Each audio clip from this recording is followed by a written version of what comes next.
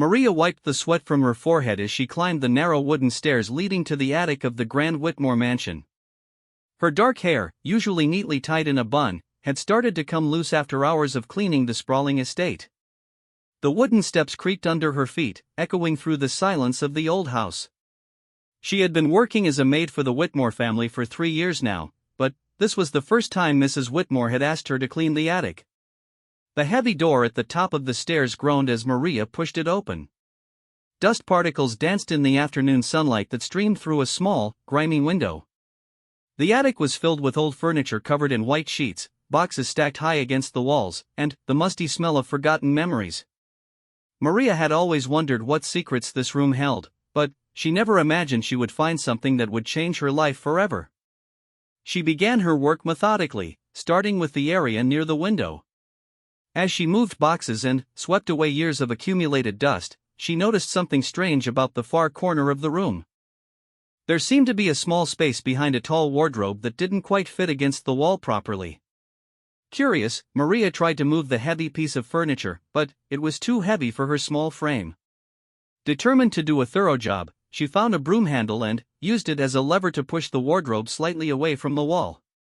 What she saw behind it made her blood run cold. There was a small door, painted the same color as the wall, almost invisible unless you knew exactly where to look. The door was secured with multiple locks and chains, and there were scratch marks around the frame as if someone had desperately tried to claw their way out. Maria's hands trembled as she stared at the hidden door. Her heart pounded so loudly she was sure it could be heard throughout the house. Every instinct told her to run, to pretend she had never seen this door, to finish her cleaning and leave. But something deeper, a voice that sounded like her own mother's, whispered that she needed to investigate further. She had grown up in poverty in a small village outside the city. Her mother, Rosa, had taught her that sometimes good people had to do difficult things to protect those who couldn't protect themselves. Maria remembered the stories her mother used to tell about brave women who stood up against injustice, even when it meant risking everything they had. With shaking hands, Maria examined the locks on the door. They were old but sturdy, and she realized she would need keys to open them. She searched through her cleaning supplies and found a small screwdriver that might help her pick the locks. It took her nearly an hour of careful work, stopping every few minutes to listen for footsteps on the stairs below, but eventually, she managed to open the first lock. As she worked on the second lock, she heard a sound that made her freeze in terror. It was soft, barely audible, but unmistakably human. Someone was breathing on the other side of the door. The breathing was rapid and shallow, like someone who was frightened or hurt. Maria pressed her ear against the door and whispered softly, "Hello? Is someone there?" The breathing stopped immediately, followed by complete silence. Maria waited for what felt like an eternity before she heard a small voice, weak and scared, whisper back, "Please help me." The voice belonged to a child, a boy who couldn't have been more than 10 years old. Maria's heart broke as she heard the fear and desperation in his voice. She worked faster on the remaining locks, her hands no longer shaking from fear but from determination. Whatever was happening behind this door, she knew she had to help. When the last lock finally clicked open, Maria slowly pushed the door inward. The small room beyond was dark except for a thin shaft of light coming from a crack in the roof. As her eyes adjusted to the darkness, she saw him. A young boy with light brown hair and large, frightened eyes was sitting in the corner, his hands and feet bound with rope. His clothes were dirty and torn, and he looked like he hadn't eaten a proper meal in days. Maria gasped and immediately rushed to the boy's side. "Oh my God, what happened to you?" "Who did this?" she whispered, afraid that speaking too loudly might alert someone downstairs. The boy flinched when she reached toward him, his eyes wide with terror. "Don't hurt me, please," he pleaded, his voice barely a whisper. "I've been good, I promise I've been good." Maria's eyes filled with tears as she gently began untying the ropes around his wrists. "I'm not going to hurt you, sweetheart. My name is Maria, and I'm here to help you. What's your name?" The boy stared at her for a long moment, as if trying to decide whether he could trust her. Finally, he whispered, "Tommy. My name is Tommy." As Maria worked to free him from his bonds, Tommy began to tell her his story in broken whispers. He had been living on the streets after his parents died in a car accident. He had no other family, no one to care for him. One day, a kind lady had approached him and offered him food and a place to stay. That lady was Mrs. Whitmore.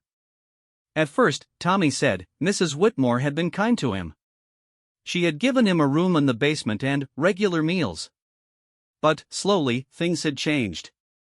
She began to lock him in his room for longer periods.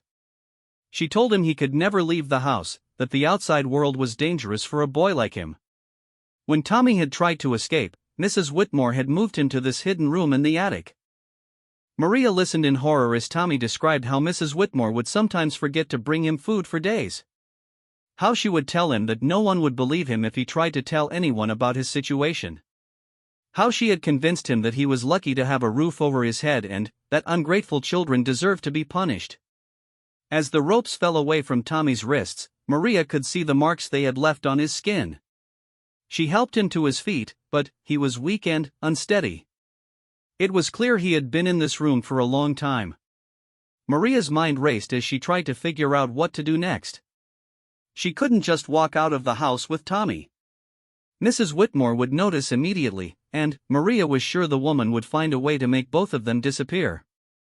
Tommy, listen to me very carefully, Maria whispered, holding the boy's thin shoulders gently. I need to get you out of here, but we have to be very smart about it. Mrs. Whitmore is downstairs right now, but she usually goes out for her afternoon tea at 3 o'clock.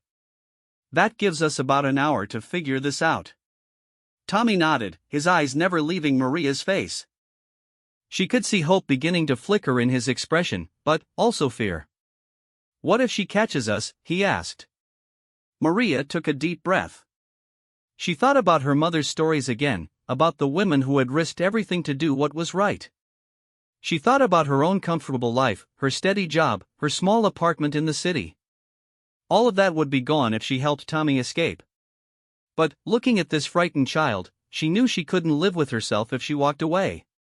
She won't catch us, Maria said with more confidence than she felt.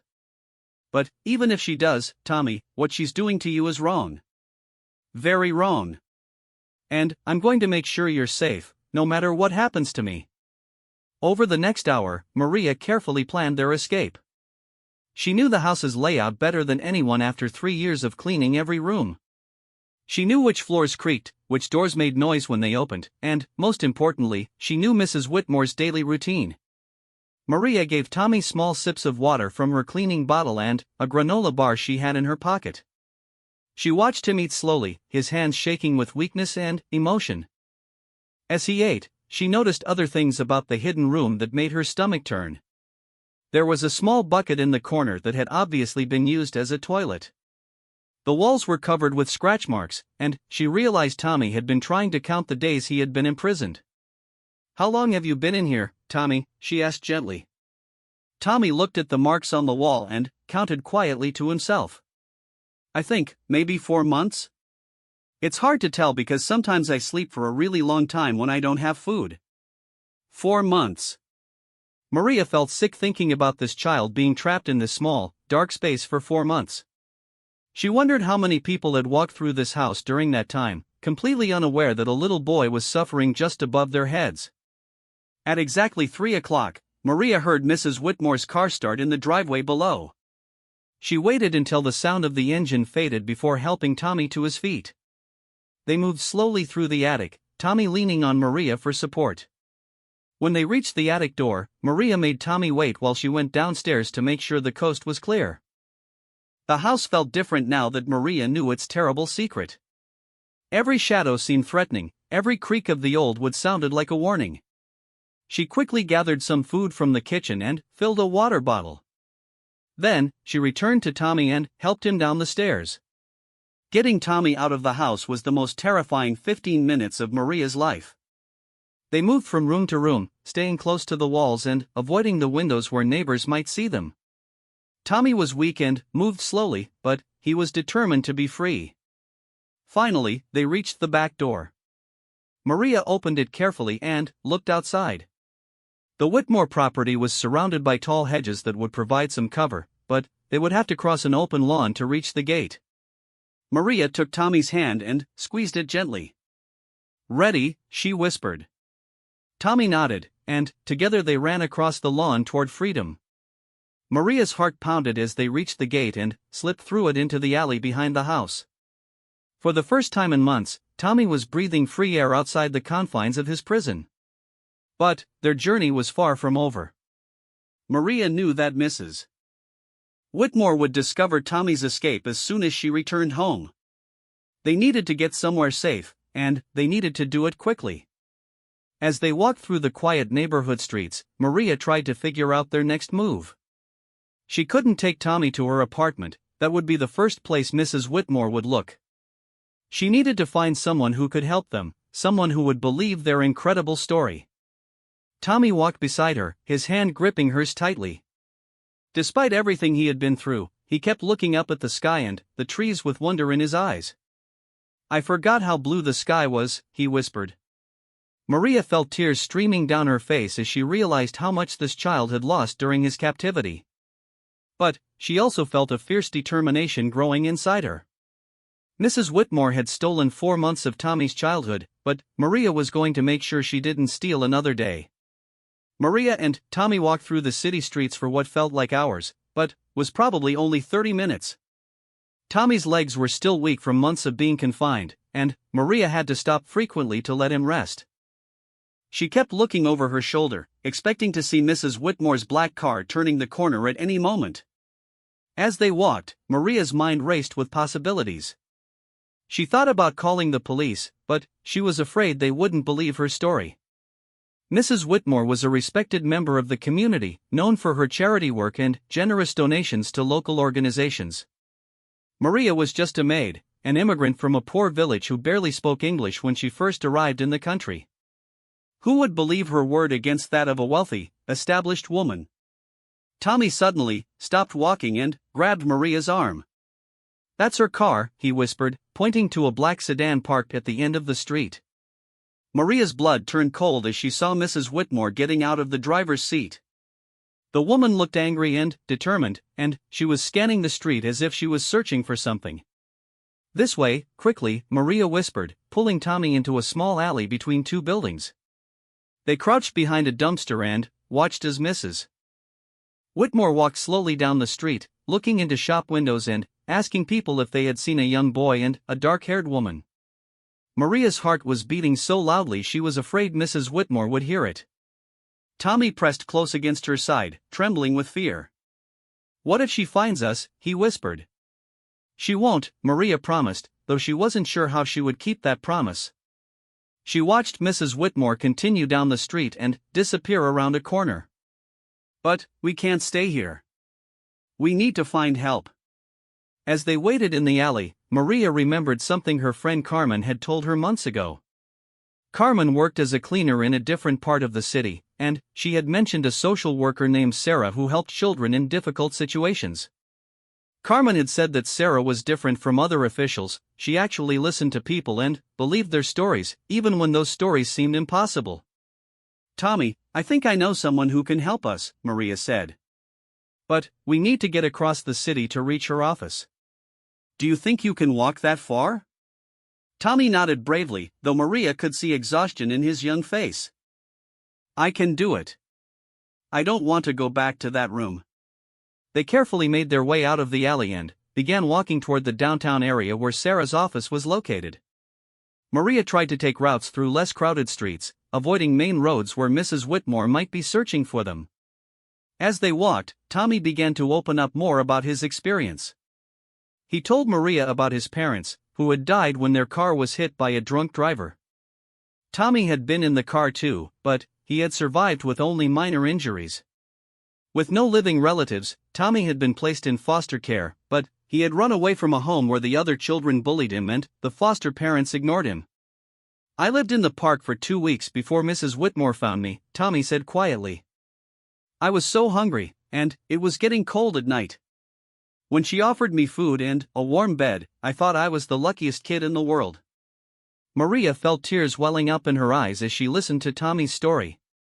This child had suffered so much loss and betrayal in his young life. first losing his parents, then being failed by the foster care system, and, finally, being imprisoned by someone who had pretended to help him. Mrs. Whitmore seemed really nice at first, Tommy continued. She bought me new clothes and gave me a room in the basement. She said I was special, that I reminded her of her own son who had died when he was little. She showed me pictures of him, and she said I could take his place. Maria shuddered at the implications of Tommy's words. She was beginning to understand that Mrs. Whitmore's actions weren't just cruel, they were the result of some deep psychological damage.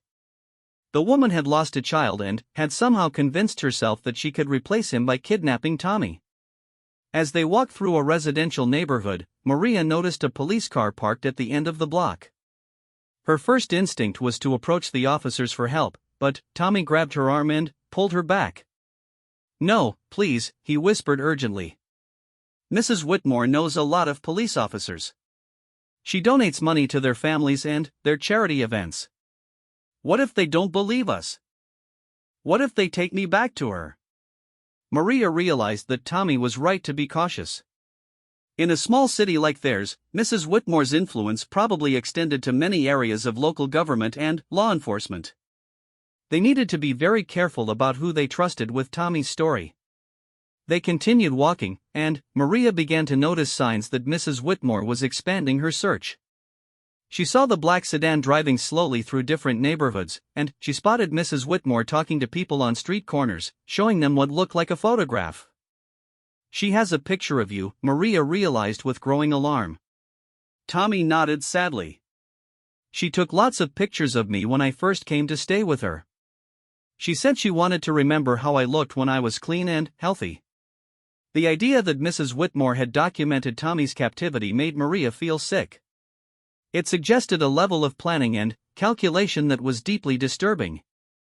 This wasn't just a woman who had made a terrible mistake, this was someone who had deliberately and systematically imprisoned a child. As the afternoon wore on, Maria and Tommy finally reached the downtown area. Maria found the building where Sarah's office was located, but when they arrived, they discovered that the social services office was closed for the day. A sign on the door indicated that the office would reopen at 9 o'clock the next morning. Maria felt a wave of despair wash over her. They had nowhere to go for the night, and Mrs. Whitmore was actively searching for them. Taking Tommy to her apartment was too dangerous, and she didn't have enough money for a hotel room. "What do we do now?" Tommy asked, looking up at her with trust and hope in his eyes. Maria thought for a moment, then remembered the community center a few blocks away. She had volunteered there occasionally, helping to serve meals to homeless families. The center stayed open late and provided a safe place for people who had nowhere else to go. "I know a place where we can stay tonight," Maria told Tommy. "It's safe, and there will be other people there who can help us if we need it." They walked to the community center as the sun began to set. The building was a converted warehouse that had been transformed into a welcoming space with bright lights and cheerful paintings on the walls. Inside, Maria could see families eating dinner at long tables and children playing in a designated area. Maria approached the volunteer coordinator, a kind elderly woman named Grace whom she had met during her previous visits. Grace immediately noticed Tommy and the serious expression on Maria's face. "Maria, what's wrong? Is this young man all right?" Grace asked with genuine concern. Maria hesitated for a moment, unsure how much of their story to reveal. Finally, she decided to tell Grace the truth, or at least part of it. "This is Tommy, and he's in danger. Someone has been keeping him locked up, and we need a safe place to stay tonight. Tomorrow we're going to talk to a social worker, but right now we just need somewhere safe." Grace looked at Tommy, taking in his thin frame, his dirty clothes, and the fear in his eyes. Her expression grew serious, and Maria could see that the older woman understood the gravity of the situation. "Of course you can stay here tonight," Grace said without hesitation. "We have a family room in the back where you'll have some privacy. Have you eaten today?" Tommy shook his head, and Grace immediately led them to the dining area where volunteers were serving a simple but nutritious meal of soup, bread, and fruit. As Tommy ate, Maria noticed that he kept looking toward the entrance, clearly still afraid that Mrs. Whitmore would find them.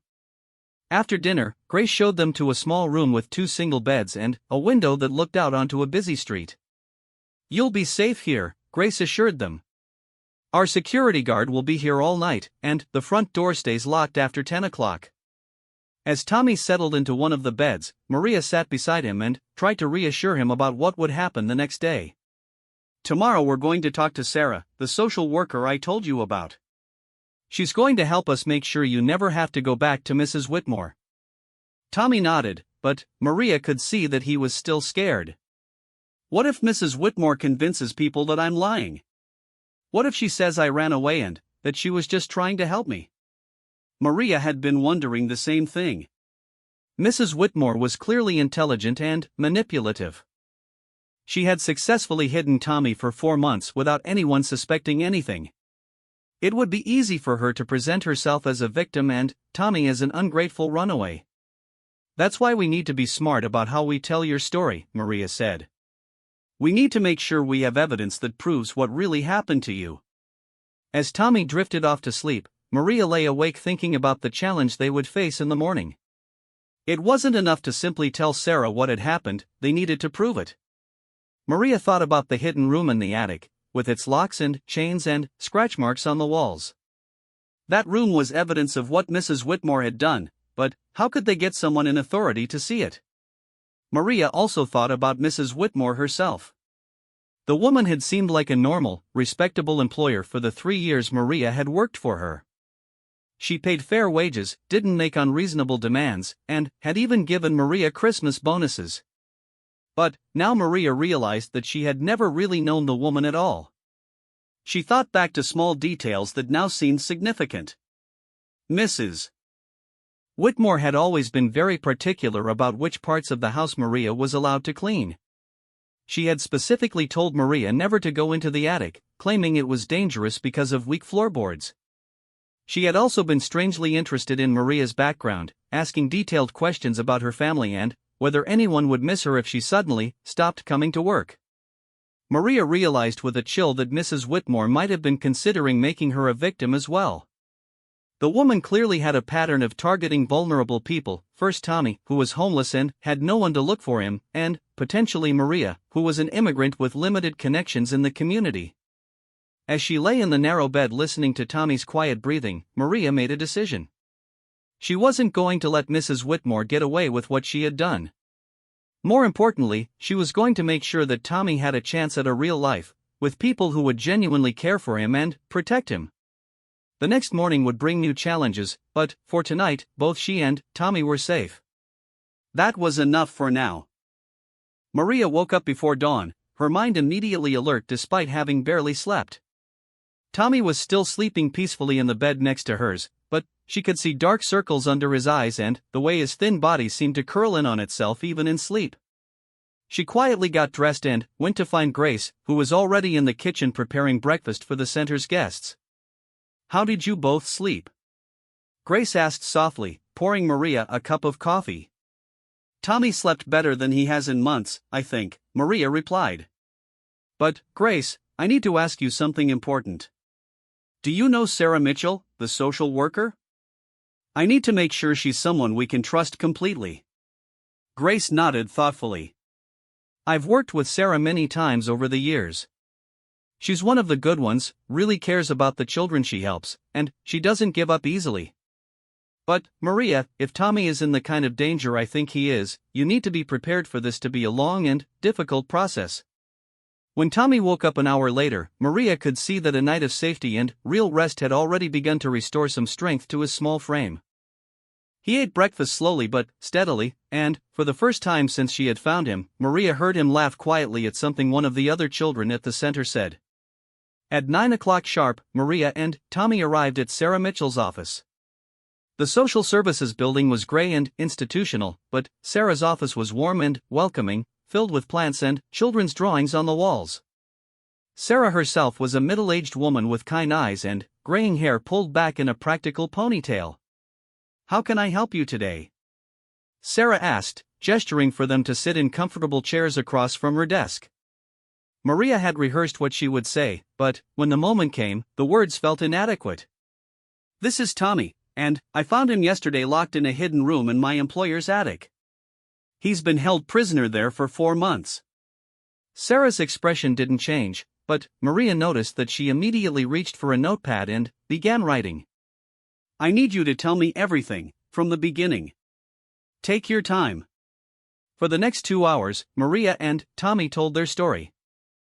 Sarah listened without interrupting, occasionally asking clarifying questions but never expressing doubt or disbelief.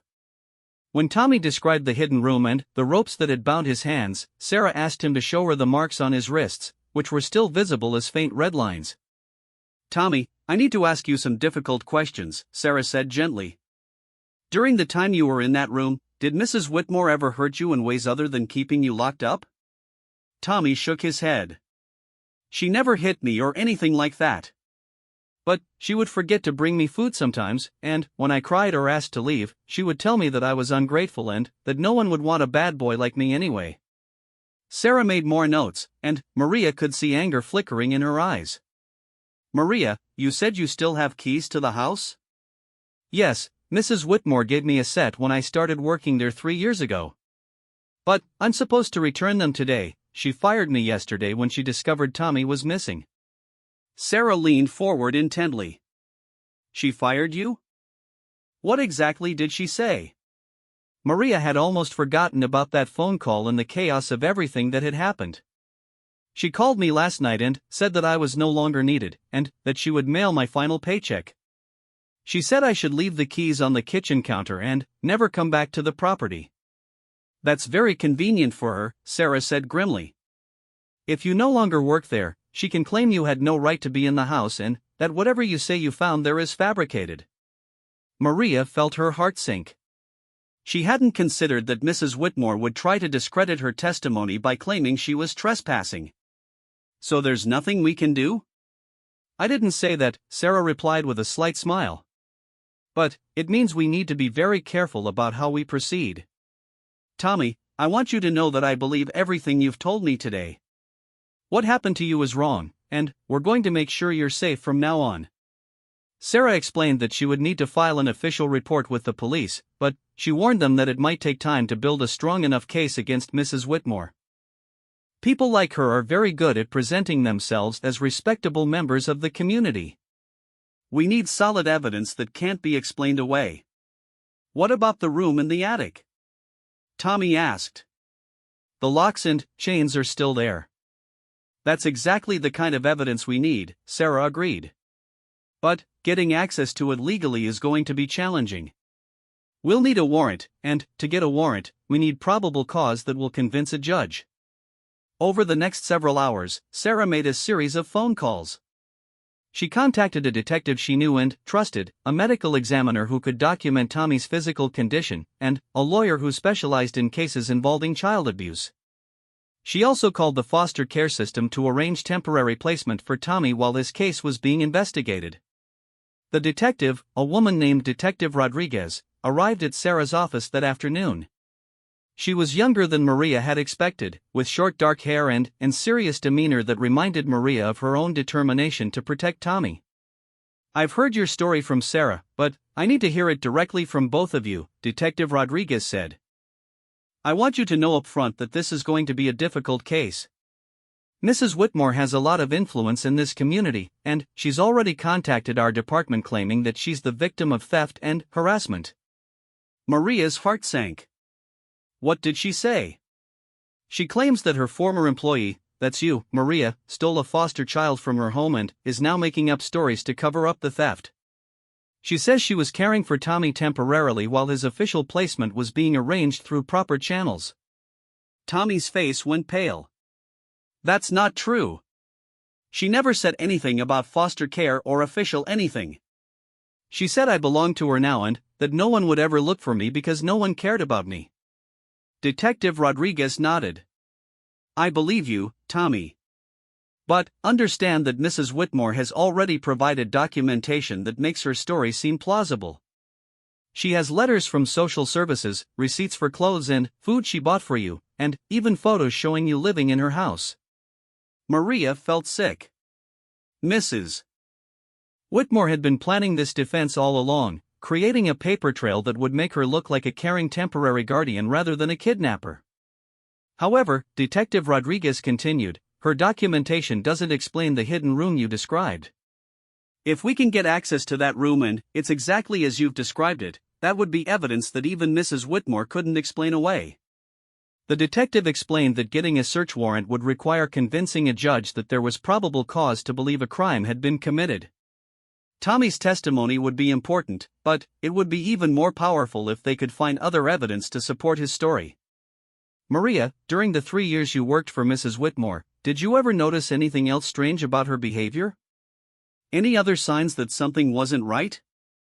Maria thought carefully. She was always very particular about which parts of the house I could clean. She said the attic was off limits because of weak floorboards, but now I know that was a lie. And she asked a lot of questions about my personal life, whether I had family nearby, whether anyone would notice if I stopped coming to work. That's helpful, Detective Rodriguez said, making notes. What about neighbors? Did you ever interact with anyone who lived nearby? There's an elderly man who lives next door, Mr. Peterson.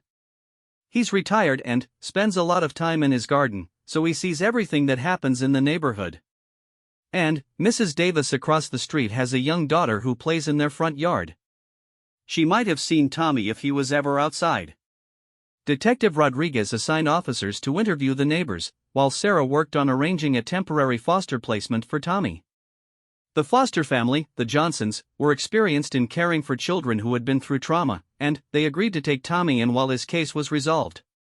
As the day wore on, Maria realized that her own situation was becoming increasingly precarious.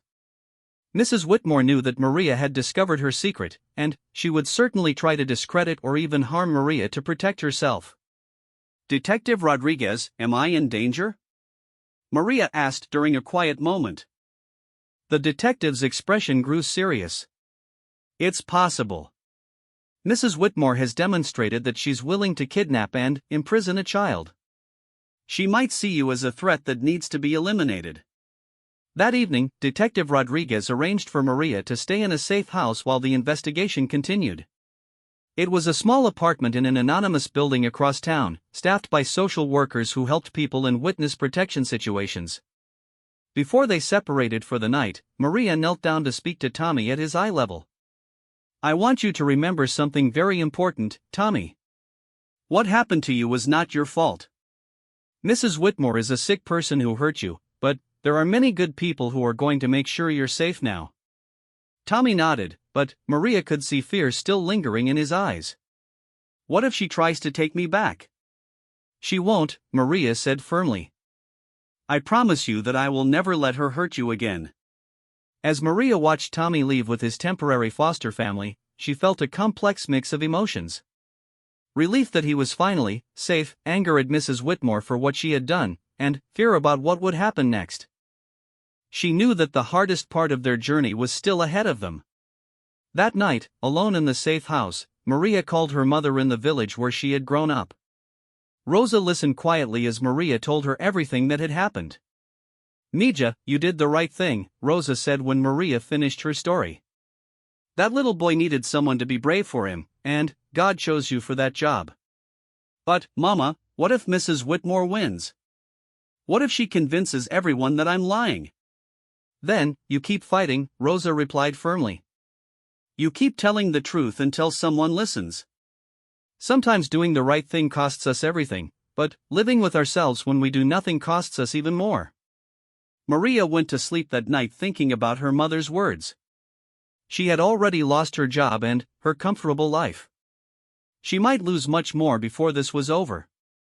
But when she thought about Tommy's face when she had untied the ropes from his wrists, she knew that she would do it all again without hesitation.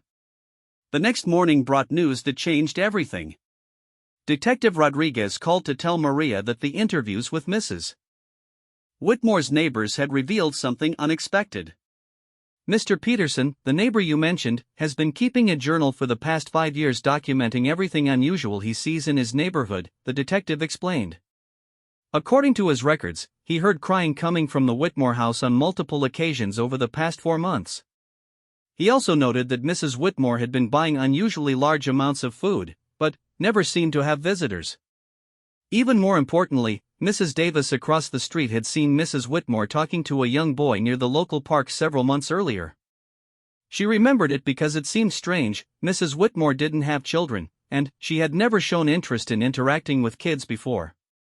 "This gives us enough for a search warrant," Detective Rodriguez said. "We're going to search the house tomorrow morning."